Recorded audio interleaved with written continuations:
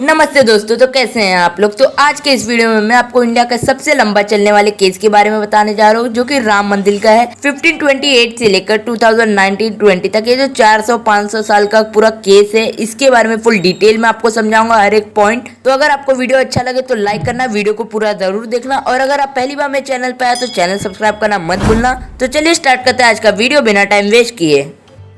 दोस्तों, विवाद की शुरुआत हुई 1853 में, जब उस जगह में पहली बार दंगे हुए और उस समय रूल कर रहे थे ब्रिटिश। तो ब्रिटिश ने कहा कि उस जगह के अंदर मुस्लिम्स अपनी नमाज पढ़ेंगे और हिंदू अपनी पूजा करेंगे। तब तक तो सब ठीक चल रहा था। फिर तब उसके 2 साल बाद 1885 में एक बहुत बड़े महानंत रघुबर दास जी ने पहली बार केस किया। पहली बार कोर्ट गए और कहा कि हमें वहाँ पर कंस्ट्रक्शन करना है, एक छत टाइप, क्योंकि हमें बारिश और इसमें प्रॉब्लम होती है, तो हम उधर पे कंस्ट्रक्शन करना चाहते हैं। उसके बाद 23 दिसंबर 1949 वहाँ पर एक राम जी की मूर्ति मिलती है और हिंदू का ये दावा हो जाता है कि वो जगह हमारी है, वहाँ पर हमारा अधिकार है, और सब वहाँ पर पूजा करना स्टार्ट कर देते हैं। और फिर वहाँ पर दंगे स्टार्ट हो जाते हैं। फिर मजबूर होकर गवर्नमेंट को वो जगह बैन करनी पड़ती है, मतलब ना कोई मुस्लिम वहाँ जाएगा और ना कोई हिंदू। 1950 में महानंत रघुबर दास ने केस किया कि वो जगह हमारी है और वो हमें वापस कर दी जाए। फिर 1959 में निर्मोही अखाड़ा, ये एक ग्रुप है, इसने भी केस डाला कि ये पूरी जगह जो है वो हिंदुओं को बिलोंग करती है और हमें ये जगह वापस कर दी जाए ताकि हम यहाँ पर अपनी पूजा पाठ कर सके। और उसी के साथ साथ 1961 में मुसलमानों की तरफ से सुन्नी वक्फ बोर्ड ने केस फाइल करती है कि ये जगह जो है वो मुस्लिम्स को बिलोंग करती है, क्योंकि पहले यहाँ पर मस्जिद था और लोग नमाज़ पढ़ते थे और आज भी पढ़ते हैं, तो वो जगह हमारी है और वो जो मूर्ति मिली है वो गलत तरीके से रखी गई है। अब ये सब बात चल रही थी कोर्ट में, पर कोर्ट के बाहर भी अलग अलग ग्रुप फॉर्म हो रही थी हिंदुओं के सपोर्ट के लिए, मुस्लिम्स के सपोर्ट के लिए। जैसे कि पहली सबसे बड़ी ग्रुप जो कि विश्व हिंदू परिषद, ये ग्रुप बनी थी हिंदुओं के सपोर्ट के लिए। अब 1986 फरीदाबाद कोर्ट डिसीजन लेती है कि वो जगह जहाँ पर राम जी की मूर्ति मिली है वहाँ पर हिंदू पूजा कर सकते हैं, वो पूरी जगह में हिंदू पूजा कर सकते हैं। अब ये बात सुनने के बाद मुस्लिम्स को अच्छा नहीं लगता है और वो एक नई ग्रुप फॉर्म करते हैं जिसका नाम रखते हैं बाबरी मस्जिद कमेटी। और साथ ही वो डिमांड करने लगते हैं कि ये चीज़ गलत हो रही है, वहाँ पर हिंदू की जगह नहीं है, वो हमारी जगह है। और इसके बाद एक और नई ग्रुप फॉर्म होती है जो कि श्री राम जी के साइड से होती है और जिसका नाम होता है रामलला विराजमान। ये ग्रुप फॉर्म होती है 1986 में ही, और ये ग्रुप जो है वो पूरी तरह से राम जी को ही सपोर्ट करती है। और वो भी एक केस फाइल करते कि ये जगह राम जी की है और यहाँ पर राम जी की मूर्ति पाई गई है और यहाँ पर राम जी का ही मंदिर बनेगा। अब कोर्ट को ज़रा डर लगने लगता है, क्योंकि कोर्ट भी यही चाहती थी कि मामला बाहर ही सॉल्व हो जाए, क्योंकि अगर ये मामला कोर्ट में आता है तो किसी एक जन को हार का सामना करना पड़ेगा और फिर बात बहुत ज़्यादा बढ़ जाएगी। क्योंकि आगे जब भी कोर्ट कोई फैसला सुनाती थी तो बाहर दंगे फसाद होते ही थे। अब छोटे मोटे दंगे तो चले ही रहे थे। फिर 1990 में सिचुएशन बहुत ज़्यादा क्रिटिकल हो गई, क्योंकि लाल कृष्ण आडवाणी जी ने एक रथ यात्रा निकाली जो कि गुजरात के सोमनाथ से यूपी के अयोध्या तक, और इसके चलते बहुत दंगे फसाद हुए और आडवाणी जी को अरेस्ट भी किया गया बिहार में। और फिर 1991 में सिचुएशन को पूरा कंट्रोल था कल्याण सिंह की गवर्नमेंट के पास। अब जब दंगे बढ़ रहे थे तो सरकार घबरा गई कि इस मामले को बढ़ने ना दे, और एक बार फिर से वहाँ पर पूरी तरह से कर्फ्यू लगा दिया गया और जो ऑर्डर फरीदाबाद कोर्ट ने दिया था उसको होल्ड पे रख दिया गया। अब 6 दिसंबर 1992, ये डेट तो आप सभी को याद ही होगा। बहुत सारे कर सेवक ने जाके बाबरी मस्जिद को डिमोलिश कर दिया, गिरा दिया। और अब वहाँ पर मामला तो इतना बढ़ गया कि अब जो दंगे एक पर्टिकुलर जगह पर हो रहे थे अयोध्या यूपी में, वो पूरे देश में होने लगे। सब आपस में लड़ने लगे, हिंदू मुस्लिम्स। और अगर सरकारी आंकड़ा पे नज़र डाले तो कहा जाता है कि 2000 से ज़्यादा लोग की मौत हुई थी। पर वहाँ के लोकल लोग का कहना था वो जो नदी थी वो खून से लाल हो गई थी। अब आप सभी ने एक बात तो नोटिस की होगी, जब भी 6 दिसंबर आता है तब ज़्यादातर जगह पर कर्फ्यू होता है, क्योंकि दंगे के चांसेस बढ़ जाते हैं। उसके बाद 16 दिसंबर 1992, 10 दिन के बाद एक नई कमेटी फॉर्म होती है जिसका नाम होता है लिबरम कमेटी। और इस कमेटी का काम होता है कि ये जो दंगे फसाद हो रहे हैं इनकी इंक्वायरी करे और रिपोर्ट निकाल के क्या मामला है वो सब कोर्ट को बताए। अब अगर यूपी की गवर्नमेंट की बात करें तो उस समय गवर्नमेंट थी कल्याण सिंह की और सेंट्रल गवर्नमेंट थी कांग्रेस की, मतलब पूरा कंट्रोल कांग्रेस का था इंडिया में।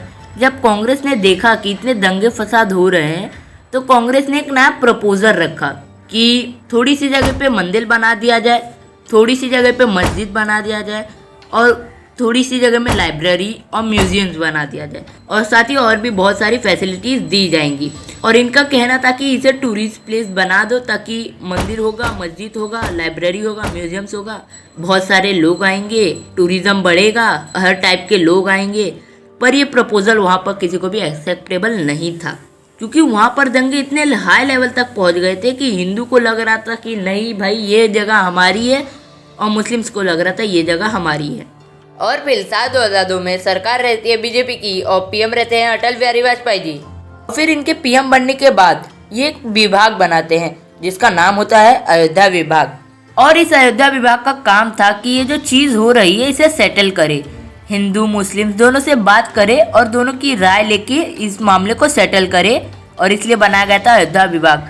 जैसे कि पहले भी मैंने आपको बताया था कि कोर्ट भी यही चाहता था कि मैटर बाहर ही सॉल्ट आउट हो जाए क्योंकि अगर अंदर आएगा तो किसी एक पक्ष को हार का सामना करना ही पड़ेगा। तो इसलिए अटल बिहारी वाजपेयी ने बनाया था यह अयोध्या विभाग। अब अप्रैल 2002 में इलाहाबाद हाईकोर्ट 3 जजेस की बेंच बनाता है विद लखनऊ। और इलाहाबाद हाईकोर्ट यह केस शुरू करने से पहले एएसआई को बुलाता है। एएसआई मतलब आर्कियोलॉजी सर्वे ऑफ इंडिया। और वो लोग होते हैं जो पुराने ज़माने के बारे में ज़्यादा जानते हैं। आर्कियोलॉजी सर्वे ऑफ इंडिया को हाईकोर्ट बोलता है कि जाके तुम ज़रा खुदाई करो और सब इन्फॉर्मेशन लगा के मेरे को सेंड करो कि क्या रिपोर्ट है, कब क्या था। तो फिर आर्कियोलॉजी सर्वे ऑफ इंडिया एक रिपोर्ट सबमिट करता है जिसके मुताबिक 12 सेंचुरी यानी 1200 के समय वहाँ पर एक मंदिर हुआ करता था। और ये भी कहता है कि 1528 में वहाँ पर मस्जिद भी था। पर 1200 से लेकर 1528 के बीच के जो 300 साल है उसकी रिपोर्ट हमारे पास नहीं है। हम आपको ये बता सकते हैं कि 1200 के समय मंदिर था, 1500 के समय मस्जिद था, लेकिन उसके बीच के 300 साल का हमारे पास कोई रिपोर्ट नहीं है। ये रिपोर्ट सबमिट करता है आर्कियोलॉजी सर्वे ऑफ इंडिया। अब सब चीज़ जमा करने के बाद 30 सितंबर 2010 को Allahabad high court with Lucknow bench उनका एक फैसला आता है कि सबसे पहली चीज़ वो है कि वो जगह जहाँ पर मूर्ति मिली थी वो जगह हम अलॉट करते हैं रामलला विराजमान को, जो कि सिर्फ राम जी को सपोर्ट कर रहे थे, राम जी की तरफ से लड़ रहे थे, उनको ये जगह अलॉट की जाती है। दूसरी बात, सीता रसोई राम चाबुत्र मतलब सीता रसोई राम चाबुत्र मतलब जहाँ पे राम जी खेला करते थे वो जगह अलॉट होती है निर्मोही अखाड़ा को। निर्मोही अखाड़ा भी एक ग्रुप था, जैसे मैंने आपको बताया था कि बाहर बहुत सारी अलग अलग ग्रुप फॉर्म हो रही थी, उसमें से एक निर्मोही अखाड़ा भी था। और वो जगह जहाँ पर राम जी खेलते थे वो अलॉट होती है निर्मोही अखाड़ा को। और तीसरी चीज़, वो जो बचा हुआ थर्ड पार्ट है वो सुन्नी वक्फ बोर्ड को दिया जाता है। और ऐसा फैसला आता है इलाहाबाद हाईकोर्ट का 2010 में। अभी जहाँ पर मूर्ति मिली वो जगह तो अलॉट हो जाती है रामलला विराजमान को, उसके साथ ही सीता रसोई और राम चाबुत्र वो अलॉट हो जाती है निर्मोही अखाड़ा को, और बचा हुआ थर्ड पार्ट वो अलॉट हो जाता है सुन्नी वक्फ बोर्ड को, जो कि मुस्लिम कम्युनिटी को रिप्रेजेंट कर रहा था। बात कर लेते हैं वकीलों की। निर्मोही अखाड़ा को रिप्रेजेंट कर रहे थे सुशील कुमार जैन, सुन्नी वक्फ बोर्ड को रिप्रेजेंट कर रहे थे राजीव धवन और रामलला विराजमान को रिप्रेजेंट कर रहे थे CS विद्यानाथ। अब निर्मोही अखाड़ा कहता है कि मुझे इनर पोर्शन चाहिए, अंदर की पूरी जगह चाहिए, और सुन्नी वक्फ बोर्ड कहता है कि हमें इनर पोर्शन प्लस मस्जिद का कंस्ट्रक्शन चाहिए, मतलब वो जो हमें अंदर का पूरा पार्ट है वो भी चाहिए और मस्जिद जो हमारी टूटी है वो हमें बना के चाहिए। और जैसे कि मैंने आपको बताया था कि इनर पोर्शन में ही मूर्ति भी मिली थी, और रामलला विराजमान का कहना था कि वो पूरी जगह हमें ही चाहिए क्योंकि वो पूरी जगह राम जी की है। अब सुप्रीम कोर्ट तीनों पार्टी को बुलाता है और कहता है एक मोल्डिंग ऑफ रिलीफ साइन करके दो। इसका मतलब कि डिसीजन अगर आपके फेवर में नहीं आता है तो आप दूसरा ऑप्शन दो, हम उसको भी सुनेंगे और उसके ऊपर भी कार्रवाई करेंगे। अब सुप्रीम कोर्ट बोलता है कि हमारा डिसीजन जो है वो ना किसी लोग के कहने पर है और ना ही report of archaeology survey of India पे, हमारा फैसला वो एविडेंस से डिसाइड किया गया है। सुप्रीम कोर्ट बोलता है कि यहाँ पर मस्जिद था 1528 में, पर हिंदू को भी अलाउ था पूजा करने को, तो ये जगह तो पहले दोनों की थी। और इलाहाबाद जो डिसीजन दी थी वो सुप्रीम कोर्ट ने इसलिए गलत साबित किया था क्योंकि वो जगह जो इलाहाबाद कोर्ट ने डिसाइड किया था वो कोई भी पार्टी मानने को तैयार ही नहीं था, इसलिए वो फैसला गलत है। तो अब सुप्रीम कोर्ट बताता है कि हिंदू वहाँ पर पूजा कर रहे थे और मुस्लिम अपनी नमाज भी पढ़ रहे थे, तो इसलिए हम वो जगह किसी एक को तो दे नहीं सकते क्योंकि ये राइट टू वर्शिप वो डिप्राइव हो जाएगा, और इंडिया में राइट टू वर्शिप किसी की डिप्राइव नहीं होनी चाहिए। तो अब फाइनल डिसीजन जो है वो 9 नवंबर 2019 को सुप्रीम कोर्ट सुनाती है कि 2.77 एकड़ की जमीन ये अलॉट करती है रामलला विराजमान की ग्रुप को, जो कि रिप्रेजेंट कर रहा था राम जी को, ना ही हिंदू को ना ही मुस्लिम को, वो सिर्फ राम जी को रिप्रेजेंट कर रहा था। उसको अलॉट करती है 2.77 एकड़ और सुनील वक्फ बोर्ड को बचा हुआ 5 एकड़ अलॉट कर देते हैं। तो अब ये फाइनल हो जाता है कि मंदिर वहीं पर बनेगा और सुनील वक्फ बोर्ड को भी 5 एकड़ दे दी जाती है। और साथ ही सुप्रीम कोर्ट ये भी कहती है कि अगर अब की बार कोई भी राम मंदिर के ऊपर ऑब्जेक्शन उठाएगा तो हम उस पर कार्रवाई करेंगे, लेकिन राम मंदिर का काम रुकेगा नहीं, मंदिर वहीं बनेगा। और आप सुनील वक्फ बोर्ड को भी दे दिया गया है 5 एकड़, वो वहाँ पे मस्जिद बना सकते हैं और राम मंदिर वहीं पर बनेगा जहाँ पे मूर्ति पाई गई थी। तो ये था फाइनल डिसीजन सुप्रीम कोर्ट का।